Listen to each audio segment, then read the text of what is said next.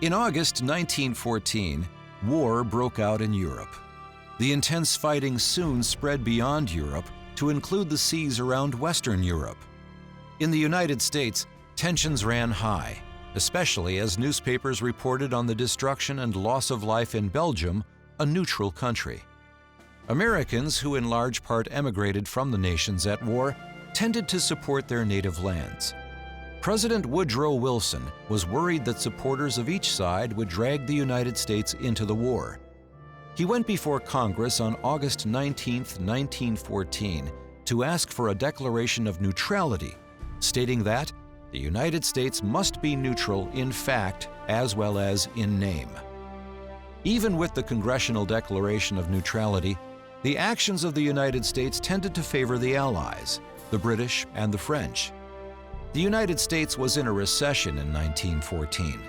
American businessmen and farmers saw the war as a business opportunity. The United States was eager to trade throughout Europe, but the British had established a blockade not only against German ports, but neutral ports as well. Bethlehem Steel was soon sending munitions to England, while the Morgan Bank provided loans that were used by the French and British to pay for war goods. By 1917, American loans to the Allies soared to $2.25 billion. Loans to Germany stood at a paltry $27 million. Germany also relied heavily on imported foodstuffs to feed its population and chemicals for its industries.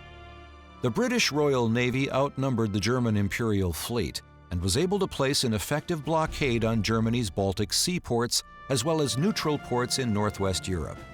By early 1915, Germany decided to expand submarine attacks from strictly Allied warships to also include any commercial ships belonging to both belligerent and neutral nations. This action began what is known as unrestricted submarine warfare. German submarines were very effective, sinking an average of 2 ships each day in the first quarter of 1915. To counter German successes, the British Admiralty ordered British cargo ships to fly a neutral flag. The British sometimes loaded critical materials aboard fast liners and other passenger ships, believing the Germans would not dare sink a passenger ship. German commanders ignored the ruse and sank all shipping vessels. In March 1915, the first American was killed off the British coast. The United States reacted with outrage. Attacks on ships carrying Americans increased until May 1915, when the British liner Lusitania was sunk off the Irish coast. There were 128 Americans on board the Lusitania, and all were killed. President Wilson reacted by issuing a series of notes to Germany warning against further attacks on American shipping. The Germans feared that the United States would declare war and ordered submarine commanders to cease attacks on passenger liners. President Wilson was re-elected in 1916 on a peace platform, but America's neutrality was in jeopardy. Unrestricted submarine warfare was renewed in February 1917. Anticipating reaction by the United States, the German government instructed its ambassador to the United States to approach the Mexican government and ask them to join Germany in a war against the United States. The telegram was sent by Germany's foreign minister, Arthur Zimmermann, and was not favorably received by the Mexican government. The secret communication was intercepted by British intelligence and given to President Wilson. American neutrality was no longer prudent. The security of the United States was being threatened. In February 1917, President Wilson responded to German attacks and threats by severing diplomatic relations with Germany. Public opinion in the United States was split over whether to get involved in the European war. However, when the Zimmermann telegram was published in the newspapers, American public opinion swelled to support war against Germany. The president knew after this point, war with Germany was inevitable. Despite his reservations, Wilson went before Congress on April 2nd to ask for a declaration of war, which was granted. America was affected economically, politically, and socially by the nation's involvement in World War I. The Wilson administration moved to organize centrally the United States' economy during World War I with the creation of a series of wartime boards. These boards oversaw production in factories, mediated labor disputes, and improved railroad operations. The private businesses were managed more closely by the government during the war in order to ensure domestic production met the military needs.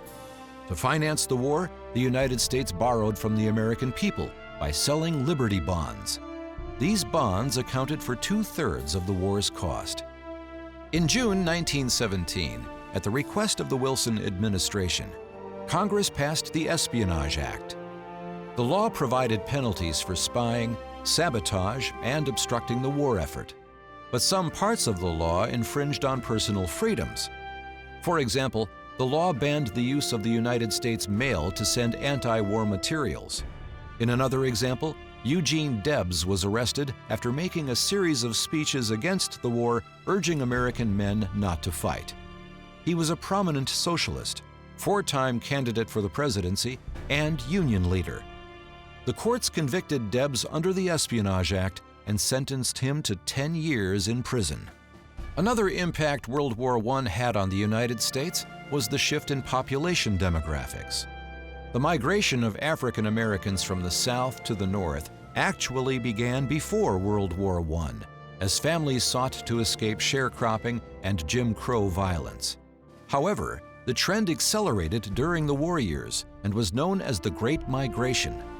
One factor that prompted the population shift was that defense manufacturing jobs became available in the North as soldiers were drafted to serve in the war. Prior to the war, Northern factory owners preferred immigrant workers. They typically only used African Americans as strikebreakers. The war temporarily ended immigration and opened new opportunities for African Americans. During the period, 1.5 million African Americans from the South moved to northern cities. During the 1910s and 1920s, Chicago's African American population grew by 148%, Cleveland's by 307%, Detroit's by 611%. In January 1918, President Wilson spoke to Congress about the war aims of the nation. His plan ultimately became known as the 14 Points and was designed to create a lasting peace in the world. Once negotiations for the Treaty of Versailles were completed in June 1919, the United States was divided over whether to join the League of Nations, a vital component of the treaty. Wilson's 14 Points became a guide for the negotiations at Versailles to secure peace after World War I. Some of Wilson's suggestions were accepted, some modified, and some rejected by the countries represented at the peace conference. During the post-war treaty negotiations, Wilson worked hard to get as many of his 14 points as possible included in the treaty. The 14th point, which proposed a League of Nations, was one that President Wilson was particularly committed to, securing for world peace. After much negotiation, the League of Nations was included in the final provisions of the Treaty of Versailles. The treaty drafted at Versailles had to be ratified by the United States Senate as the final step for implementation in the United States. Although Wilson believed strongly in the League of Nations, public opposition to the League of Nations ultimately led the Senate to vote against ratification of the treaty. Isolationists in the Senate believed that by joining the League of Nations, the United States would be obligated to get involved in future European conflicts. The League of Nations was created and made up of primarily European nations. The United States never joined.